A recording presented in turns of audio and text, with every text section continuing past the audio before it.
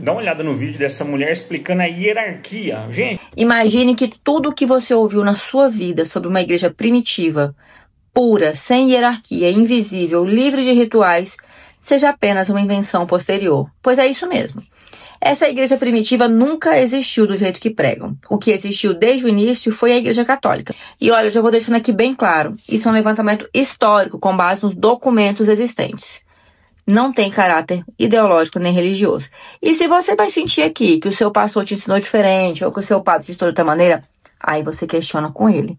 Porque ele fugiu da linha histórica. Não adianta vir encher meu saco aqui nos comentários porque eu não tenho culpa.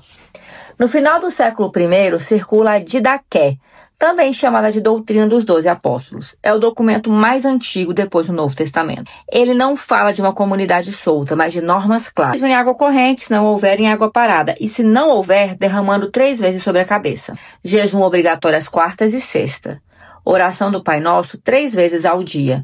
Eucaristia com bênção específica sobre pão e vinho. Ligada à presença de bispo e diáconos. Isso é organização, é estrutura, é igreja visível. No ano de 107, Inácio de Antioquia, discípulo do apóstolo João, escreve cartas a caminho do martírio em Roma. Nelas aparece pela primeira vez o termo Igreja Católica. Ele diz, onde Jesus Cristo está, aí está a Igreja Católica. Inácio também decreta que nenhum batismo, nenhuma Eucaristia, nenhum ágape pode acontecer sem o bispo ou alguém autorizado por ele. Ou seja, desde o começo, há episcopado, comunhão visível e autoridade. Poucas décadas depois, em meados do século II, Justino Mártir descreve em sua primeira apologia como os cristãos se reúnem todos os domingos. Ele fala das leituras do Antigo e do Novo Testamento, da homilia, das orações, do ósculo da paz, da apresentação do pão e do vinho, da oração de ação de graças e da distribuição da comunhão. Ele afirma que não é pão comum, mas sim o corpo e o sangue de Jesus Cristo. Isso mostra que já havia missa, já havia liturgia dominical e já havia fé na presença real. Por volta de 180, Irineu de Leão escreve contra as heresias. Ele combate gnósticos e grupos rivais e apresenta o critério, a sucessão apostólica. Ele lista os bispos de Roma, desde Pedro e Paulo até seu tempo, e diz que toda igreja deve concordar com Roma por causa da sua preeminência.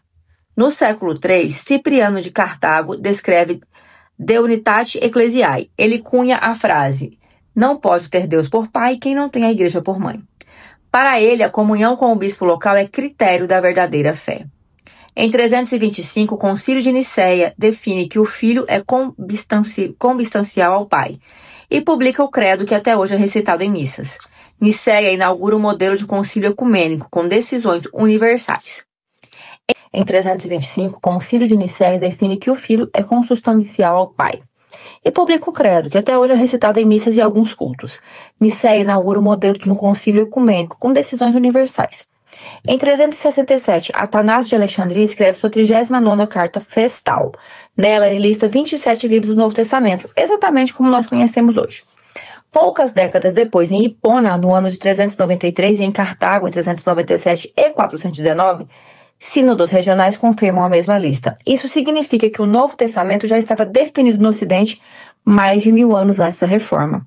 Quem prova isso são historiadores como Bruce M. Metzer, Cânon do Novo Testamento, e F. F. Bruce, em O Cânon da Escritura. Em 1504, acontece a grande ruptura. Roma e Constantinopla trocam excomunhões. Nasce o cisma entre católicos e ortodoxos. Mas até esse momento, tanto o Oriente quanto o Ocidente se reconheciam como uma só Igreja Católica. E agora a gente chega em Lutero, em 31 de outubro de 1517. Ele envia as 95 teses ao arcebispo de Mainz, e divulga-as em Wittenberg. A cena de pregar as teses na porta é tradição, mas o envio está documentado. Em 1521, na Dieta de Worms, Lutero se recusa a retratar-se. Ele é banido pelo Édito. Em 1530, seus aliados apresentam a Confissão de Augsburgo. O seu texto tem 28 artigos, 21 que expõem a fé e 7 que pedem reformas disciplinares. O detalhe é que eles tentam mostrar que ainda estão dentro da fé católica, em pontos centrais. Em 1534, Lutero publica a Bíblia completa em alemão. Ele separa os deuterocanônicos numa seção chamada apócrifos com a frase bons para ler, mas não iguais à Escritura. No Novo Testamento, ele desloca Hebreus, Tiago, Judas e Apocalipse para o fim, chamando Tiago de epístola de palha. Historiadores como Heiko Obermann em Lutero, Entre Deus e o Diabo, e Lindau Roper em Martinho Lutero, Renegado e Profeta, mostram que Lutero não queria criar uma nova religião, mas questionar a autoridade de Roma. Em 1545 e 1563, a Igreja Católica responde no Concílio de Trento. Em 1546, confirma a lista dos livros bíblicos. Em 1547, define a doutrina da justificação. A fé salva, mas a fé deve operar pela caridade. Em 1551, declara a doutrina da transubstanciação da Eucaristia. Em 1563, fecha os trabalhos, reforma a disciplina e reafirma os 7 sacramentos. Quando alguém pede para voltar para a igreja primitiva, precisa entender o que esses documentos mostram. No século I, a Didaqué já prescrevia batismo, jejum, oração e eucaristia sob ministros. No século II, Inácio já falava em igreja católica e na autoridade do bispo. Justino descreveu a missa dominical e a fé na presença real. Irineu listou a sucessão de bispos e apontou Roma como centro da comunhão. Atanásio, em 367, já listava os 27 livros do Novo Testamento. Os concílios de Hipona e Cartago confirmam isso séculos antes da Reforma. O Concílio de Trento apenas reafirmou o que já estava em prática. Portanto, historicamente, a chamada Igreja Primitiva não é nada mais que a Igreja Católica em sua forma original. Isso não é opinião minha, não é doutrina, não é ideologia, é história. A Igreja que os documentos chamam de católica já está ali desde o século II. A Bíblia que você lê foi definida por concílios católicos no século IV. A reforma do século XVI foi uma ruptura dentro do Ocidente cristão. Os fatos estão aí. Quem quiser discutir, que discuta com as fontes.